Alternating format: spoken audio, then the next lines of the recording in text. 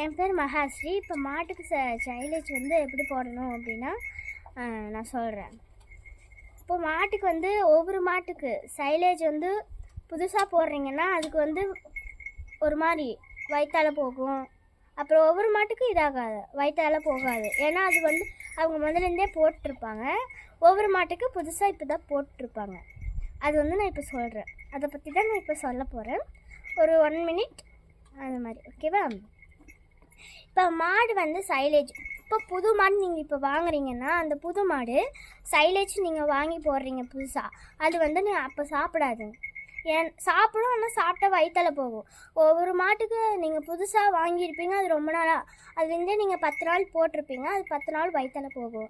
அந்த 10 நாள் வயிற்றால் போகும்போது நீங்கள் மெடிக்கல் ஷாப் போய் அது வயிற்றால் போகுது, மாடு வயிற்றால் போகுது அப்படின்னு சொன்னீங்கன்னா அவங்க டானிக்கோ ஒரு மாத்திரையோ கொடுத்துருவாங்க. நீங்கள் அதை வந்து கொடுத்தா அது சரியாயிடும். இன்னும் அப்படியே பண்ணிச்சுன்னா நீங்கள் வந்து மறுபடியும் மெடிக்கல் ஷாப் போங்க, அங்கே மறுபடியும் நீங்கள் வாங்கிட்டு வந்துடுங்க. அதுக்கப்புறம் ஒன்றும் ஆகாது, நீங்கள் அதை போட்டே இருக்கலாம்.